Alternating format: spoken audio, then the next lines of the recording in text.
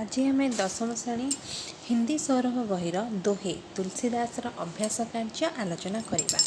तो देखि ना प्रथम प्रश्नटी कौन देला, निम्नलिखित प्रश्नों के उत्तर 2 या 3 वाक्य में दीजिए। तो तले दिया प्रश्न गुड़िकर उत्तर 2टी व 3टी वाक्य दियो। और देला कठोर वचन का क्यों परिहार करना चाहिए। तो कठोर कथा व कटु कथा को कहीं आम परित्याग करने उचित। उत्तर कौन लिखिब, कठोर वचन सबको दुख पहुँचाता है, माने कटु कथा समस्त मन में दुख देता है, परिवेश को अशांत कर देता है, परिवेश को अशांत कर दिए। कठोर वचन से दूसरों को पीड़ा पहुँचती है, माने कटु कथा कहले अन्य मानक मन में कष्ट हुए बा आघात मिले, अन्य मानक मन को आघात पहुँचाए व दुख दिए। इसीलिए कठोर वचन को परिहार करके मीठे वचन बोलना चाहिए। तेणु आम कटु कथा को परिहार व परित्याग करी मीठा कथा कहवा उचित। मीठा कथा कहले समस्त मन खुशी हम, आनंदरे भरीज एवं मधुर वचन वशीकरण मंत्र करी मैंने आमर शत्रु भी आमर मित्र हो जदि आम मधुर वचन कहवा। तेणु आम कटु कथा को परित्याग करी मधुर वचन कहवा उचित।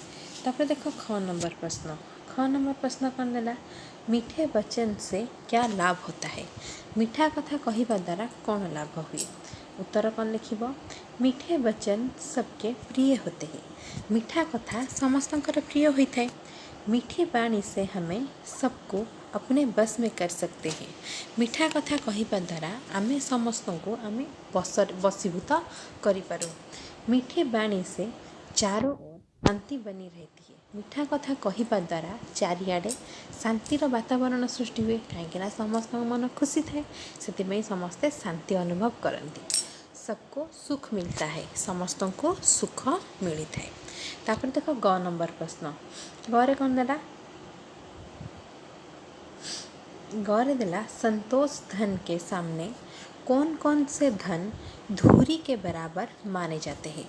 संतोष रूपक धन आगे केउं धन सबू धूली बा सामान्य तुच्छ बोली गणा जाइछि।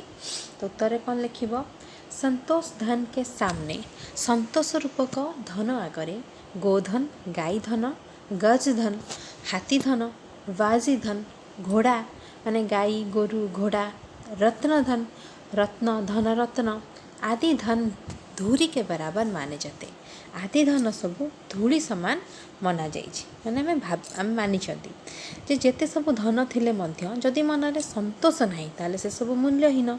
तो संतोष रूपी धन पाखरे ए सब धन रत्न धूली संगे समान बा तुच्छ अटे, क्योंकि इस प्रकार के धन से सुख शांति नहीं मिलती।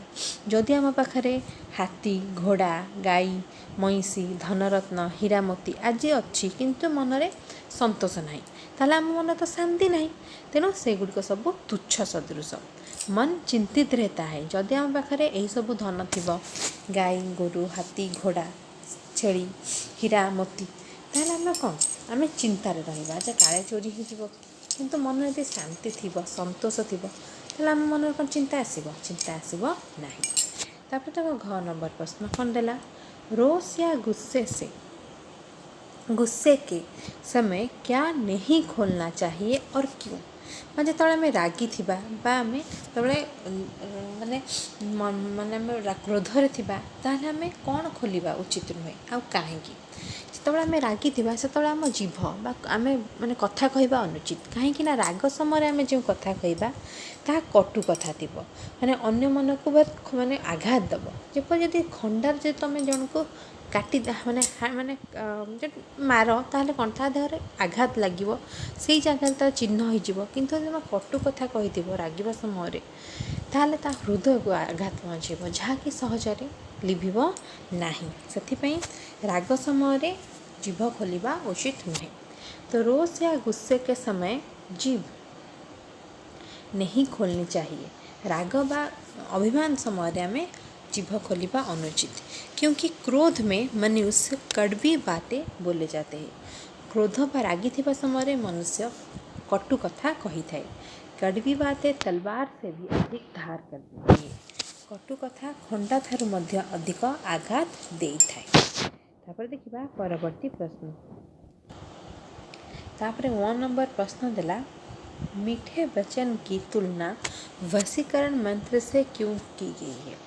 मीठा कथा कहिबार तार तुलना जे आम अन्य जन को वशीकरण करने सहित वशीकरणर मंत्र सहित कहीं तुलना करा जायछि? जे मधुर वचन वशीकरण मंत्र परी कहीं कहुई? कहीं ना उत्तर कौन लिखिबो ना, मीठे वचन की तुलना वशीकरण मंत्र से की गई है। मीठा कथा कहिबा वशीकरण मंत्र सहित समान बोली कहा जायछि। कहीं ना क्योंकि मीठे वचन से हमें सबको अपने बस में कर सकते हैं। मीठा कथा कहिबा द्वारा आमे अन्य मन को वशीभूत करि पारंती। मीठे वचन सबके प्रिय होते हैं। मीठा कथा समस्तंकर, मीठा कथा सुनिबा समस्तंकर प्रिय होता है। इसमें सबको शांति और सुख मिलता है। एथिरे समस्तों को शांति एवं सुख मिलता है। तापर देखो 6 नंबर प्रश्न कौन देला, हमें सोच विचार कर क्यों बोलना चाहिए? हमको भाभी चिंती कथा कहीं कहवा उचित? तो उत्तर कौन लिखिबो, हमें सोच विचार कर हमेशा बोलना चाहिए। हमको भाभी चिंती सब बड़े काम करवा उचित व कहवा उचित। कहीं क्योंकि क्रोध में मनुष्य कड़वी बातें बोले जाते हैं। कहीं ना क्रोध व रागरे लोक मैंने कड़ा कथा व कटु कथा कही था। ये कड़वी बातें तलवार से भी अधिक धाव करते हैं। माने यही कटु कथा खंडा थारू मध्य अधिक आघात देता है। इसका प्रहार सीधे हृदय और मन पर होता है। एहार प्रहार कटु कथार प्रहार सीधा मन एवं हृदय उपरे पड़ी थाए। मधुर वचन का परिणाम मधुर होता है। आ मधुर कथार परिणाम कौन सब बड़े मधुर ही थाए। से मधुर कथा कहवा उचित बोली कहुई। भाभी चिंती करी आमे कथा कहवा उचित। तापर देखो 2 नंबर प्रश्न कौन देला, निम्नलिखित अवतरणों का आशय 2 या 3 वाक्य में स्पष्ट कीजिए। तले दिया जाइथिबा प्रश्न गुड़िकर उत्तर 2 वा 3 वाक्य रे दियो। करे कौन देला, तुलसी मीठे वचन ते सुख उपजत चहुँ ओर। माने तुलसी मीठी वचन से माने मीठा कथा समस्त को भल लगे। मीठा कथा पे आम समस्त को आपणे पारिबा। मीठा कथा द्वारा सबआडे शांति थाए, समस्त को सुख मध्य मिलता है। तारे कौन लिखिबो, इस पंक्ति में तुलसीदास यह बतलाते हैं, माने यही पंक्ति रे तुलसीदास यह कहिचंती जे तुलसी मीठी वचन से, अर्थात तुलसीदास यह कहिचंती जे मीठे वचन से अर्थात मीठा कथा कहवा द्वारा सुख उपजत चहुँ, माने सबुआड़े सुख शांति वातावरण उत्पन्न होता है। तो इस पंक्ति में तुलसीदास यह बतलाते हैं, यही पंक्ति रे तुलसीदास यह कहिचंती जे कि मीठे वचन से सबको सुख मिलता है। मीठा कथा कहवा द्वारा समस्त को सुख मिलता है, शांति मिलता है, चारों ओर शांति बनी रहती है, चारियाडे शांतिर वातावरण थाए। मीठे वचन सबके प्रिय होते हैं। मीठा कथा समस्तंकर प्रिय अटे। तापर देखो 6 नंबर प्रश्न कौन देला, जब आवे संतोष धन सब धन धूरी समान। जितेबाला संतोष रूपक धन आसे तबले बाकी सब धन ता आगरे तुच्छ बोली गणा जाए। इस पंक्ति में कवि ने ये कहा है कि यही पंक्ति रे कवि यह कहिचंती कि संतोष धन के सामने संतोष रूपक धन आगरे सब धन धूल के समान है। सब धन धूलीर समान अटे। क्योंकि कहीं ना इस प्रकार के धन से सुख शांति नहीं मिलती। यही प्रकार धनरु सुख शांति मिले नहीं। मन चिंतित रहता है, मन सबले चिंतारे लगी रही है। तापर देखो 9 नंबर प्रश्न कौन देला, रोशना रसाना खोलिए वरु खोलियो तलवार। अरे रागिबा बेले आम जदि पाटी खोलीदेबा माने कटु कथा कहबा ताहले ता तलवार खंडारे जो आघात देले ताहा कौन हो किछ दिन पर ताहा छाड़ी जीव। किंतु जितेबाला आम कटु कथार जो प्रहार देबा ताहा खंडार धार मध्य अधिक आघात देता है। तो गुस्से में जीभ नहीं खोलना चाहिए। रागिबा समय आमको जीभ अर्थात कटु माने पाटी खोलिबा अनुचित, अर्थात जीभ खोलिबा अनुचित। क्योंकि गुस्से में मनुष्य आप से बाहर हो जाता है। माने गुस्से से रागिबा द्वारा मनुष्य निजर काबू हरई दी थाए। और कड़वी बातें बोले जाते हैं। कटु कथा कही ही जाए जो आम रागी था। ये कड़वी बातें दिल और मन को घायल करके अधिक कष्ट देती है। तो यही कटु कथा हृदय एवं मन को आघात व कष्ट पहुँचाई थाए। जो समय आम रागी था से समय यदि आम जीभ खोली कटु कथा कहवा ताल आमको आम कौन अन्यर मन को आघात व कष्ट दे था। एथिपाई रागिबा समय कटु कथा कहवा अनुचित व जीभ खोलिबा अनुचित। तापर देखिए परवर्ती प्रश्न 3 नंबर प्रश्न देला। तो 3 नंबर प्रश्न देला निम्नलिखित प्रश्नों के उत्तर एक एक वाक्य में दीजिए। तले दिया प्रश्न गुड़िकर उत्तर गोटे वाक्य रे दियो। करे देला किससे चारों ओर सुख उपजेता है। माने कहाँ जो चारिपार्श्व आम सुख उत्पन्न होता है कहाँ किससे। उत्तर कौन लिखिब मीठे वचन से चारों ओर सुख उपजाता है। तो मीठा कथा कहवा द्वारा चारिआडे व सबुआडे सुखर उत्पन्न होता है। घर देला वशीकरण का मंत्र क्या है। वशीकरण मंत्र कौन अटे। तो उत्तर कौन लिखिब ना मीठे मीठे वचन वशीकरण का मंत्र है। मीठा कथा कहवा द्वारा आम समस्त को वशीभूत करिपरिबा। अर्थात शत्रु मध्य मित्र परिणत हो कहीं ना यदि मीठा कथा कहवा। ताले गौर देला हमें क्या परिहार करना या छोड़ना चाहिए। तो उत्तर कौन लिखिब हमें कटु वचन को परिहार करना या छोड़ना चाहिए।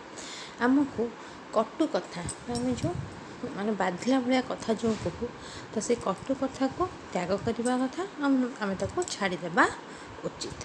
तापर देख घ नंबर प्रश्न घरे देला कवि ने संतोष की तुलना किससे की है। तो कवि संतोष सहित कहार तुलना करछंती काहाको संतोष सहित तुलना करछंती।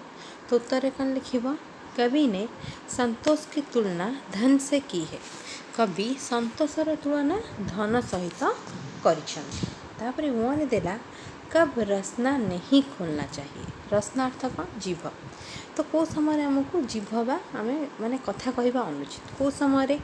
उत्तर कौन लिखिब अधिक गुस्से में रसना नहीं खोलनी चाहिए। जितेबाला आमको अत्यधिक राग माड़ अर्थात रागी जावा तो से समय आम जीभ खोलिबा कथा नुहे। जीभ खोलिले कौन हम आम कटु कथा कहवा तेणु से समय आम जीभ खोलिबा उचित नुहे। चौरे देला किस धन के सामने सारे धन तुच्छ माने जाते हैं। तो क्यों धन आगरे सबु प्रकार धन तुच्छ बोली माना जाउची व गणा जाउची। तो उत्तर कौन लिखिब संतोष धन के सामने सारे धन तुच्छ माने। संतोष रूपक धन आगरे सबु धन तुच्छ बोली आम गणुछंती। 6 नंबर प्रश्न कौन देला संतोष धन के सामने सब धन किसके समान होते हैं।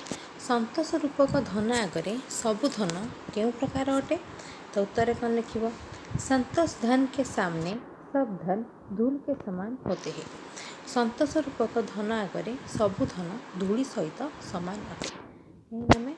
आम जो संतोष रूपक धन आम पाखे थी ताले बाकी सबू धनर कौन मूल्य ही नहीं। जर देला विचार करके वचन कहने से क्या होता है।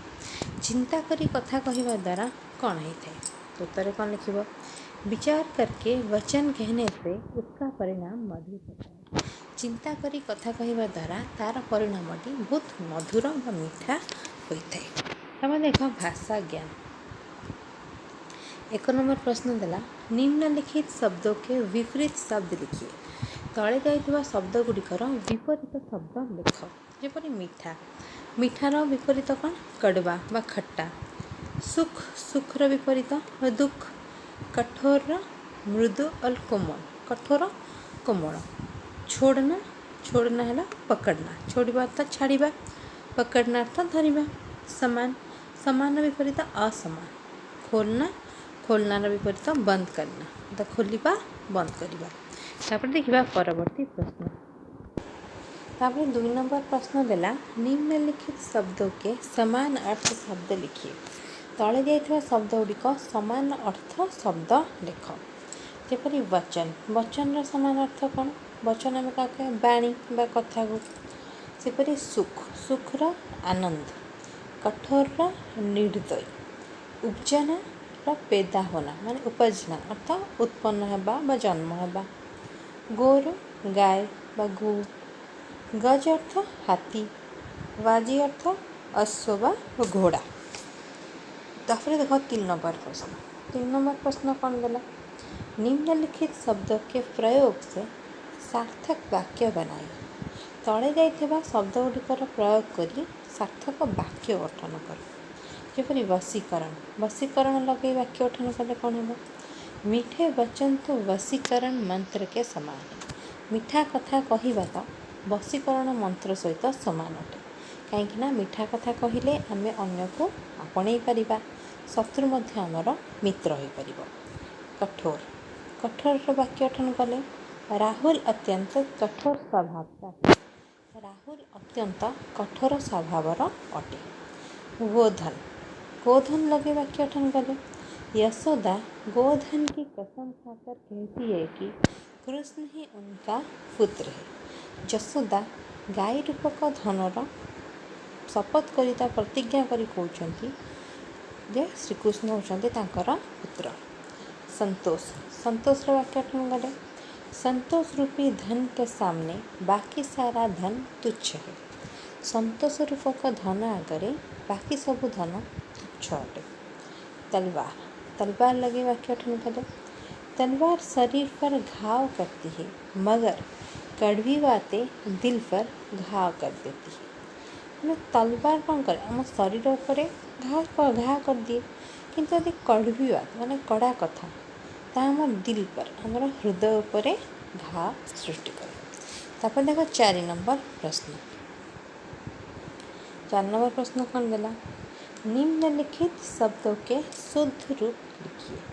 तले दिया शब्द गुड़िकर शुद्ध रूप लेख। चाहूँ और माने चाहूँ और अर्थात चारों ओर। वशीकरण ना शुद्ध रूप ये भूल दे वशीकरण ये दंतेश देठी तालबेश। वशीकरण धूरी, धूरी अर्थात धूल धूली। तलवारी अर्थात तलवार शुद्ध रूप है तलवार। परिणाम नुहे परिणाम। तापर देख 5 नंबर प्रश्न। 5 नंबर प्रश्न देला निम्नलिखित शब्दों के साथ करण कारक से चिन्ह का प्रयोग करके वाक्य बना। तले दिया शब्द गुड़िक सहित करण कारक से चिन्हर प्रयोग करी वाक्य बना। वचन, वचन में से लगे मीठे वचन से सबको सुख मिलता है।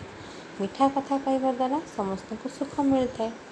मंत्र, वशीकरण मंत्र से सभी को वश में किया जा सकता है। वशीकरण मंत्र रे समस्त को वशीभूत करा जाई पारे। धन, धन से सुख नहीं मिलता, धनरु सुख मिले नहीं। तलवार, तलवार से मत खोलो मत खेलो, तलवार सहित खंडा सहित खेल नहीं। तापर देखिबा परवर्ती प्रश्न। तो यह थिला तमर 10म श्रेणी हिंदी सौरभ बहिर तमर दोहे तुलसीदासकर दोहेर प्रश्न उत्तर। यार परवर्ती भिडियो रे आमे अन्य एक विषय प्रश्न उत्तर आलोचना करिबा।